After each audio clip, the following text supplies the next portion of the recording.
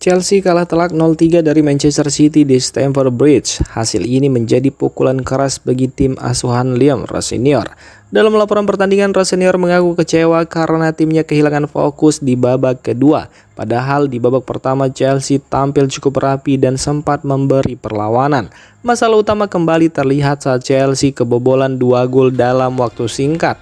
Hal ini disebut sebagai penyakit lama yang belum juga diperbaiki, terutama soal mental dan konsistensi saat ditekan lawan. Chelsea sendiri sebenarnya sempat mencetak gol lewat Marc Cucurella, namun gol itu dianulir karena offside dengan selisih yang sangat tipis. Momen tersebut dianggap cukup mempengaruhi jalannya pertandingan. Rosenior menilai timnya sudah bermain cukup baik di babak pertama, terutama dalam bertahan dan melakukan serangan balik. Tapi setelah jeda, Manchester City tampil lebih kuat sementara Chelsea gagal merespon. Kekalahan ini menegaskan bahwa Chelsea masih punya masalah besar yang harus segera dibenahi jika tetap ingin bersaing. Manchester City menang telak 3-0 atas Chelsea pada Minggu malam. Dalam laga ini, nama Ryan Cherky jadi sorotan setelah tampil sangat menonjol di Stamford Bridge.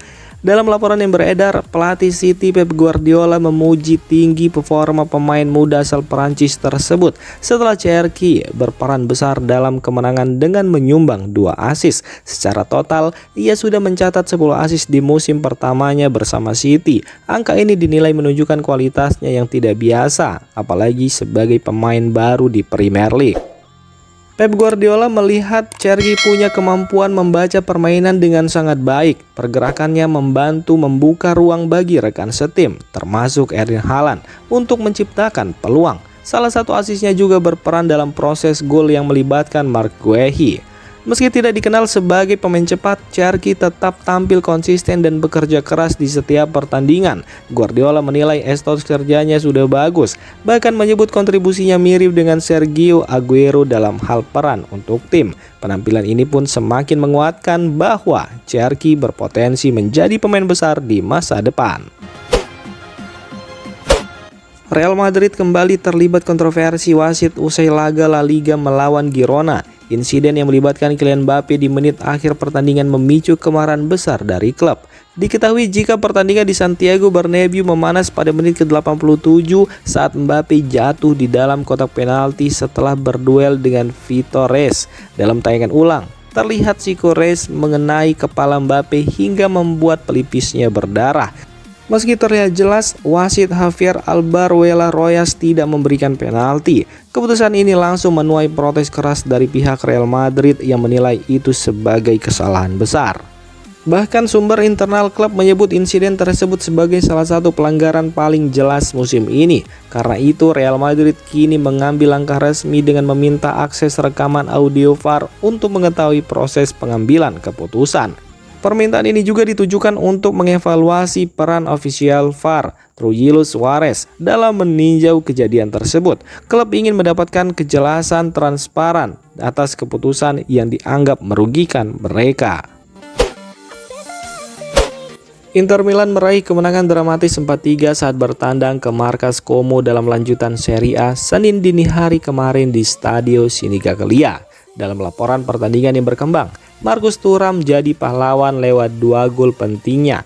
Penyerang asal Prancis itu tampil tajam setelah sebelumnya sempat kesulitan mencetak gol dalam beberapa laga terakhir. Performa Marcus Thuram disebut mulai kembali setelah ia membela timnas Prancis. Gol yang ia cetak bersama Les Blues memberikan dorongan mental yang besar. Dampak positif itu terbawa ke level klub. Thuram kini kembali percaya diri dan menunjukkan ketajamannya bersama Inter yang berujung pada kemenangan penting dalam laga sengit melawan Como. Real Madrid akan menjalani laga penting saat bertandang ke markas Bayern Munchen di Liga Champions. Setelah tertinggal agregat 1-2 pertandingan, suasana tim tetap cukup percaya diri meski hasil belakangan tidak terlalu konsisten. Real Madrid sadar tekanan besar ada di laga ini, tapi mereka tetap optimis. Pelatih Alvaro Arbeloa disebut yakin timnya bisa membalikan keadaan. Real Madrid datang ke Munchen dengan target jelas, yaitu menang dan menjaga peluang di kompetisi Eropa. Laga ini juga jadi ujian mental bagi skuad Los Blancos. Mereka dituntut menunjukkan karakter sebagai tim besar yang bisa bangkit di situasi sulit.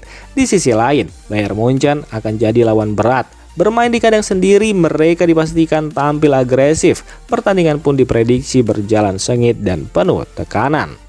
Hasil laga ini akan menentukan apakah Real Madrid bisa melakukan comeback atau harus tersingkir dari Liga Champions musim ini. Atletico Madrid berada di posisi menguntungkan jelang leg kedua perempat final Liga Champions melawan Barcelona. Mereka unggul agregat 2-0 dan hanya butuh hasil aman untuk lolos ke semifinal.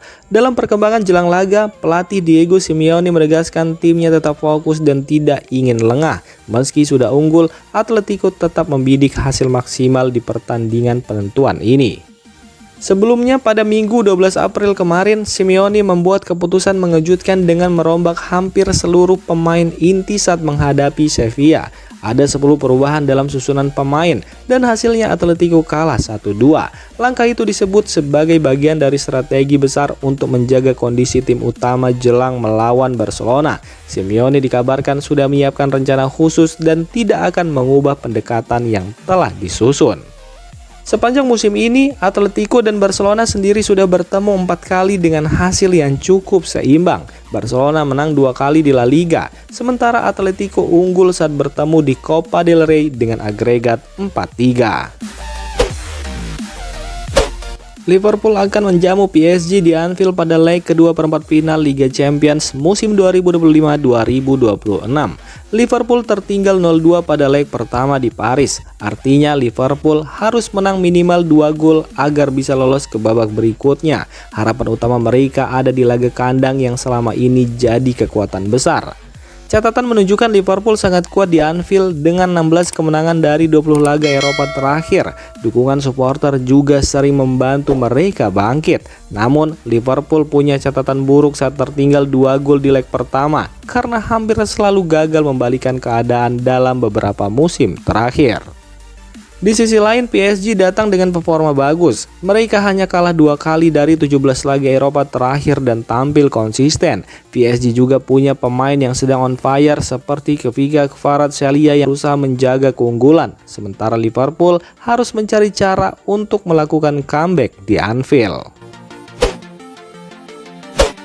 Real Madrid mulai kehilangan kesabaran terhadap performa Eduardo Camavinga. Gelandang muda asal Prancis itu dinilai belum tampil konsisten musim ini.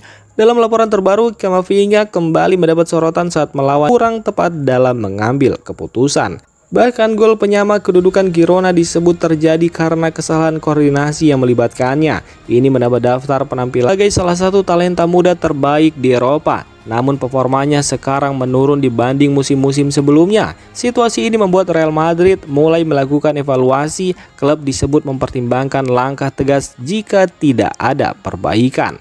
Jika beberapa klub termasuk PSG juga mulai memantau situasinya.